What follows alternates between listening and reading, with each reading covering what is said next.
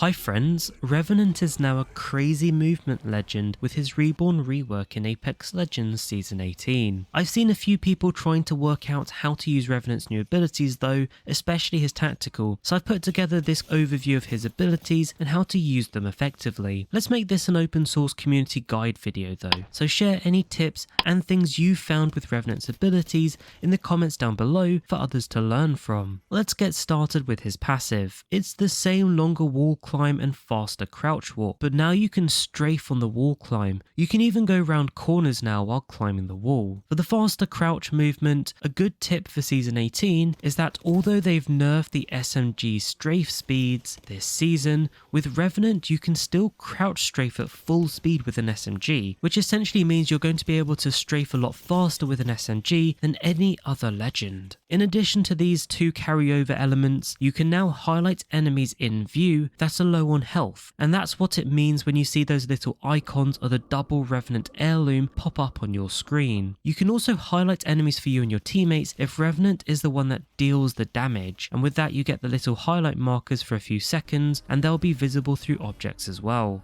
Revenants Tactical is Shadow Pounce, and this one's where you launch forward in the direction you're facing. His new tactical actually has a fairly high skill ceiling, and there are some pretty cool things you can do with it. If you're struggling with Revenants Tactical, let me say this as a first point. You can kind of imagine it like Loba's tactical, but instead of you landing where the bracelet lands, imagine you are the bracelet as Revenant. That kind of arc you see with the bracelet is basically how you move if you're facing forward with Revenants Tactical. The longer you hold down the tactical, the further you go, and it ranges from about 20 meters to a maximum of 50 meters in distance. To hit that maximum 50 meters distance, you will need to hold your tactical button down for about 3 seconds and then release it to jump that maximum 50 meters. A good tip is to have a look at the animation, and when you see that glowing hands animation where your hands start to come together and they kind of light up on fire, that means you've maxed out the jump distance, and if you then let go of your tactical, that's how you hit your furthest distance. A cool thing with this ability is that you can use it with other abilities to change direction, kind of like an air strafe, except this also works on controller. For example, you can hit an Octane jump pad, then use the double jump, and then use Revenant's ability to switch directions. Also, you should bear in mind that you do jump in the direction you're facing, and I find you do get a bit more height if you jump just as you let go of your tactical. The distance is the same though, 50 meters still seems to be the maximum, it's just you can get a bit more height if you do that jump and time it correctly. And I did a bit of testing. You can see here without jumping I hit just below the target on the wall, but when I jump and release my tactical you can see I land above the target. I also mentioned it jumps in the direction you're facing. You see here in this example I'm looking up vertically and it sends me straight up in the air. However, another useful thing to know is that it's the direction you're facing when you release the tactical button, and what that means is you can actually start holding your tactical either behind cover or even facing away from the direction you want to actually go in, and then as soon as you're ready to place the jump, perhaps when it's hit maximum strength, then you can turn to face the direction or even move to the direction you want to go to. Also, don't forget you can move while holding down your tactical, kind of like a Loba tactical. If you try crouching and strafing to avoid damage before you're ready to jump, this will help you use this ability a lot more effectively without taking too much damage.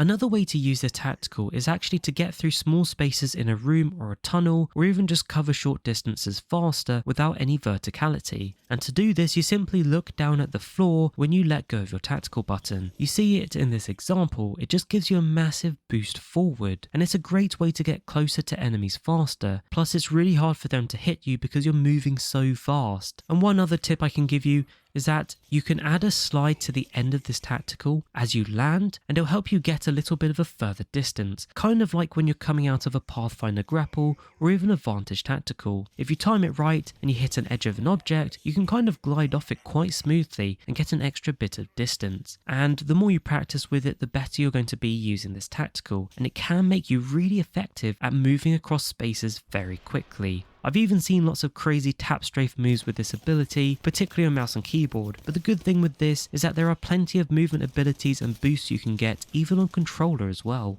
Let's finish with Revenant's ultimate. It's called Forged Shadows. You essentially give yourself 75 extra HP. It lasts 25 seconds, but if you get a knockdown while in the ult, you get your 75 HP back. Plus you instantly get your tactical back and extend the ult time by 10 seconds. It has similar effects to the old ultimate, but obviously it's only for you now. On the plus side, you can do things that you couldn't do before. For example, you can now armor swap, you can even heal your health and armor while in your ultimate. One thing you should be aware of though is that it does increase your upper body hitbox, making you a little bit easier for enemies to hit. A few good uses of this ultimate in addition to this are that obviously it's a good offensive benefit, but you can use it defensively as well. You can see this example, I'm using the extra health to res my teammates out in the open while taking fire, because that 75 extra HP is enough to get off a full res on a teammate and still walk away with your full original health and armor. I also like to use it as a little boost when I get low on health. Like this situation here, you can see I'm low on health, but I crack my ultimate to give me that extra health boost while I heal up properly. And the reason I do that is because I know the Pathfinder's pushing me and I want to have that buffer just in case. It's also a great buffer if you want to push with your tactical. In this situation here, you see there's a solo wraith and I'm aware it's a solo, but there's a fair distance there. So I use my ult first before I activate my tactical, and this allows me to get close to the wraith and take those shots from her because it's out in the open, and I still have my full shields and health to deal with that 1v1 on the wraith, and that allows me to win this game.